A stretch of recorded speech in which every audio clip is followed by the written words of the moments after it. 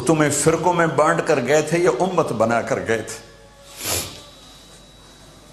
क्यों इस नादान खेल में अपनी जिंदगी बर्बाद करते हो?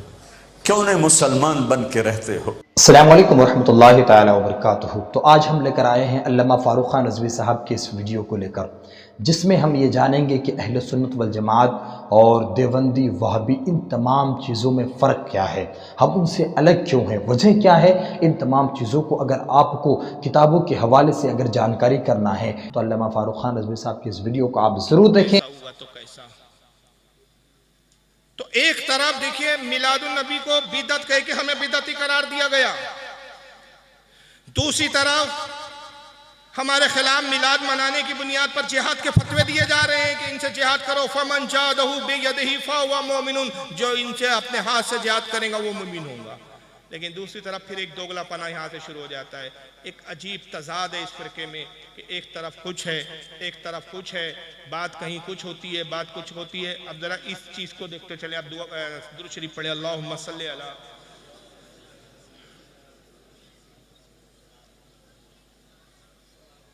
जरा सुनिए इंसाफ को।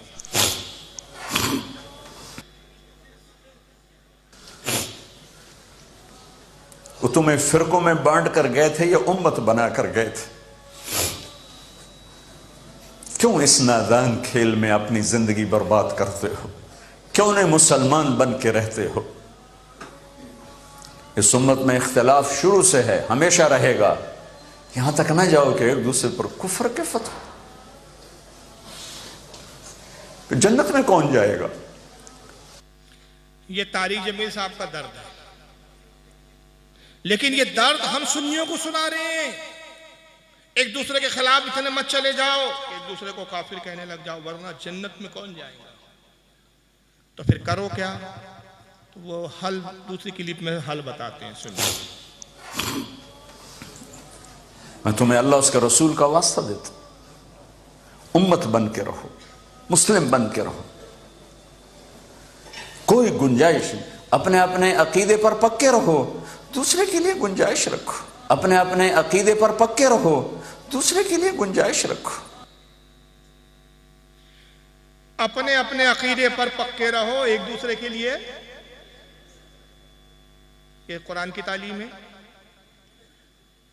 हदीस की तालीम है? नहीं है, कतान ये तालीम नहीं।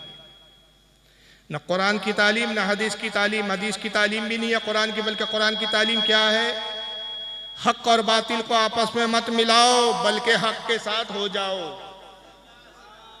कुरान की ये तालीम है, ये नहीं है। अल्लाह क्या फरमाता है? वला तलबिसुल हक्का, पारा नंबर 1 सूरह बकरा आयत 42 है। वला तलबिसुल हक्का बिल बातिली व तक्तुमुल हक्का व अंतुम तालमून। अल्लाह फरमाता है लोगों, हक और बातिल को आपस में ना मिलाओ और दानिस्ता जानते बूझते हक को ना छुपाओ। हक के साथ होना का तलकीन दी। लेकिन तारिक जमील साहब कहते हैं कि देखिए, एक दूसरे के लिए गुंजाइश रखो आप, और गुंजाइश के साथ जो है अपने अपने अकीदे पर कायम रहो, और एक दूसरे को काफिर मत कहो। अगर एक दूसरे को आप काफिर कहेंगे तो जन्नत में कौन जाएगा। तो ये तलकीन हमें करने की बजाय ये अपने फिरके को करते कि जो मिलाद की बुनियाद पर हम पे जिहाद का हुक्म दे रहा है, जो मिलाद मनाने की बुनियाद पर नौज़ुबिल्लाह मिन ज़ालिक हमें हमारे कत्ल के हुक्म दे रहा है, तो ये उनको तलकीन करते ना, लेकिन उनको नहीं की जाएंगी। बल्कि आइए ये दूसरा पहलू देखते चले आप।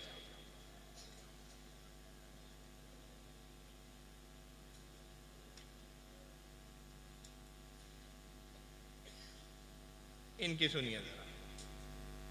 अल्लाह के नबी मर गए, अल्लाह के नबी मर गए, कब्र अल्लाह के नबी बोलो। और जो ये अकीदा न रखे वो काफिर है, इसलिए कि अबू बकर सिद्दीक का ये बयान है कि नबी करीम सल्लल्लाहु अलैहि वसल्लम मर चुके हैं।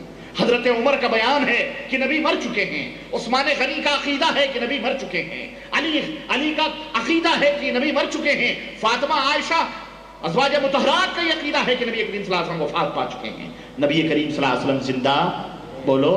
जो जिंदा माने वो काफिर है, जो जिंदा माने वो कौन है? वो मुसलमान नहीं है। तारिक जमील साहब की नसीहत इन हजरात के लिए नहीं है, ये पूरी 1400 साल की उम्मत मुस्लिमा को सिर्फ इस बुनियाद पर काफिर करार दे रहे हैं कि हम नबी को जिंदा मानते हैं। तो कह रहे हैं कि नबी करीम सल्लल्लाहु अलैहि वसल्लम तो मरकर मिट्टी में मिल चुके, मर चुके। अच्छा कुछ सवाल आते हैं क्या? जी जी आ रहा हूं, मैं उसी मौजूद पे आ रहा हूं।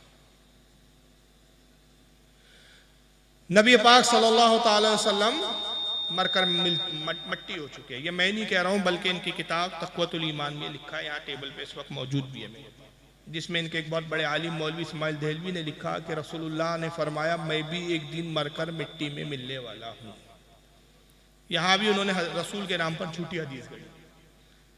और 150 साल का अरसा हुआ, 150 साल से हमारे उलमा सिर्फ यही सवाल पूछ रहे हैं कि भाई ये किस हदीस में लिखा है कि हुजूर ने कहा मैं मरकर मिट्टी में मिलने वाला हूँ, लेकिन बताने के लिए तैयार है।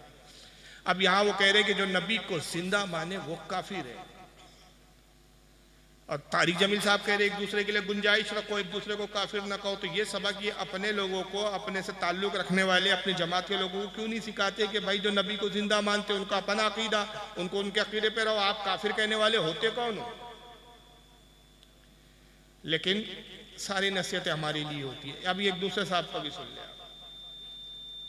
मेरे नबी मोहम्मद अरबी सल्लल्लाहु अलैहि वसल्लम अपने आप को शिफा नहीं दे सकते। नबी सल्लल्लाहु अलैहि वसल्लम के बारे में मैं ये कहूंगा आपके सामने कि नबी मोहम्मद सल्लल्लाहु अलैहि वसल्लम, रसूल मोहम्मद सल्लल्लाहु अलैहि वसल्लम, उनकी कब्र मुबारक में जिंदा नहीं है।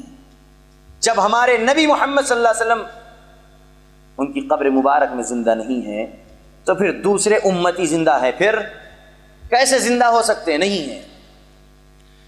अब ये फसीउद्दीन हैदराबादी है, ये भी अहले हदीस जमात से ताल्लुक रखते हैं। ये कहते हैं मैं नबी करीम सल्लल्लाहु अलैहि वसल्लम के बारे में कहूंगा कि मोहम्मद सल्लल्लाहु अलैहि वसल्लम अपने आप को भी शिफा नहीं दे सकते। शिफा नहीं दे सकते मतलब अपने आप को भी फायदा नहीं पहुंचा सकते। नबी इतने मजबूर और बेबस है कि अपने आप को जब फायदा नहीं दे सकते तो आपको और हमें क्या फायदा देगा? मुझे बताओ ये रसूलुल्लाह की तौहीन है या नहीं? क्या नबी पाक वाकई इतने मजबूर हैं? और फिर तौहीद करते आगे कहते हैं कि मोहम्मद सल्लल्लाहु अलैहि वसल्लम मर चुके हैं, जिंदा नहीं है, वो अपनी कब्र में जिंदा नहीं है। जब नबी अपनी कब्र में जिंदा नहीं तो फिर और कोई उम्मती जिंदा हो सकता है? कैसे हो सकता है? कोई उम्मती जिंदा नहीं। यानी आप तो औलिया के बारे में भी अकीदा रखते हैं कि अंबिया इकराम अपनी कब्रों में जिंदा है, औलिया इकराम अपनी कब्रों में जिंदा है, लेकिन इनका अकीदा यह है कि नहीं साहब, ऐसा मानना ही गलत है और जो माने वो काफिर है। तो जैसा कि आपने अल्लामा फ़ारूक खान रज़वी साहब की इस वीडियो को आपने देखा कि किस तरह ये मुसलमानों को, अहले सुन्नत वल जमात वालों को और तमाम जो सही मुसलमान हैं उन तमामों से क्या बातें करना चाहते हैं, क्या बताए हैं अपनी किताबों के हवाले से, किताबों के दलील की वजह से। तो आप इनकी वीडियोस को ज़रूर देखिए और दूसरे तक आप ज़रूर शेयर करें। इसी तरह और वीडियोस जानने के लिए आप मेरे इस चैनल को ज़रूर सब्सक्राइब करें। अस्सलामु अलैकुम व रहमतुल्लाहि व बरकातुहू।